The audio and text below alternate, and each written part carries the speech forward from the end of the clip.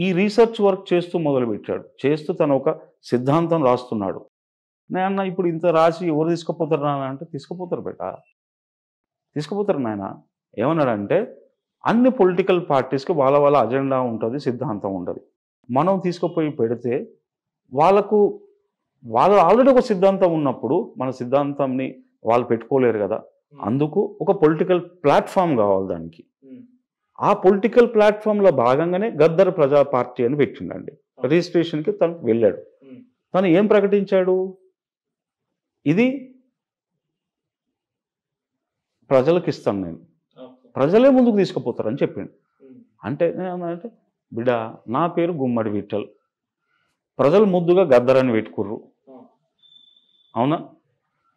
నేను ఈ 75 సంవత్సరాలు, 50 సంవత్సరాలు ఆ పేరుకి సార్థకం చేసిన బిడ్డ.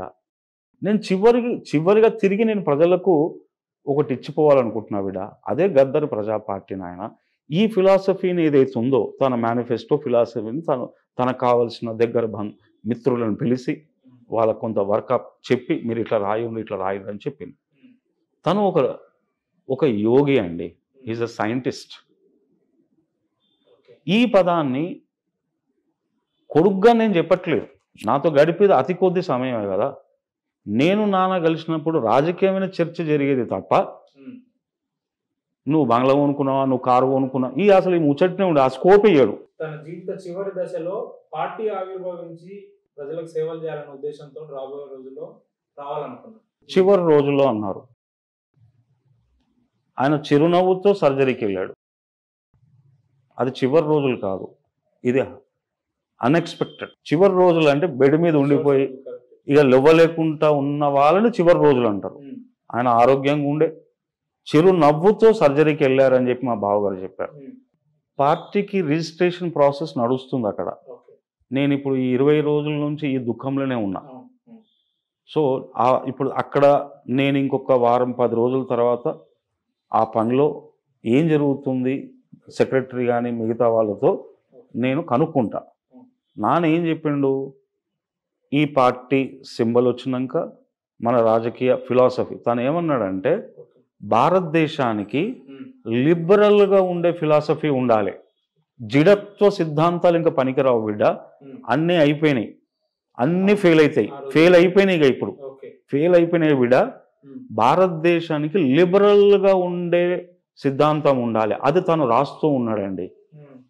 తన మాటలో ఏమన్నాడంటే, పేదవాళ్ళు ఒక్కరే కాదు, ట్రైబల్లు, ఎస్సీలు, బహుజనులే కాదు బిడ్డ, సంపన్న వర్గాలు కూడా ఈ రాజకీయ సిద్ధాంతాన్ని మనం చెప్పగలిగితే వాళ్ళకు కూడా తెలియాలి, ఇది నా భారతదేశం, మనం ఈ భారతదేశం కోసం కొట్లాడదాం, అది పార్లమెంట్లో కొట్లాడదాం అని చెప్పిండండి.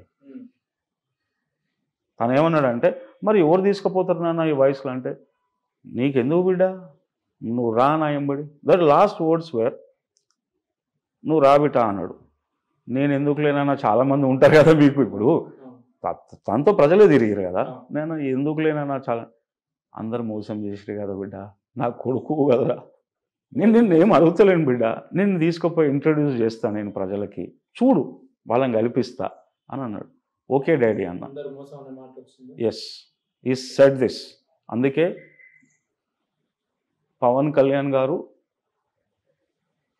ఆ మాట అన్నాడు, నువ్వు గాయపడ్డ పాట అన్న.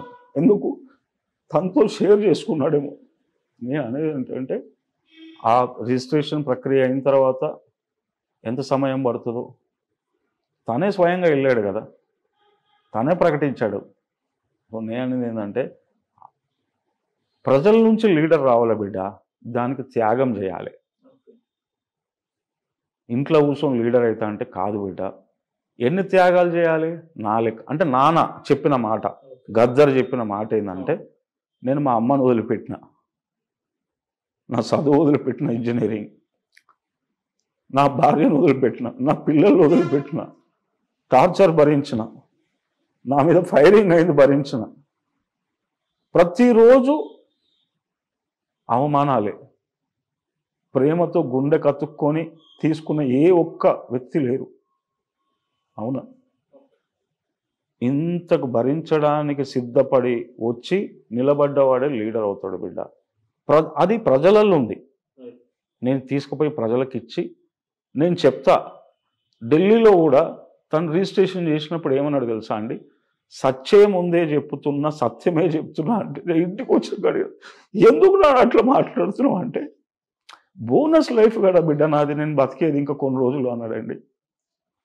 నేను అనేది ఏంటంటే ఎవరికి తెలుసండి, ఉన్నారా? ఇప్పుడు చాలామంది మాట్లాడుతున్నారండి.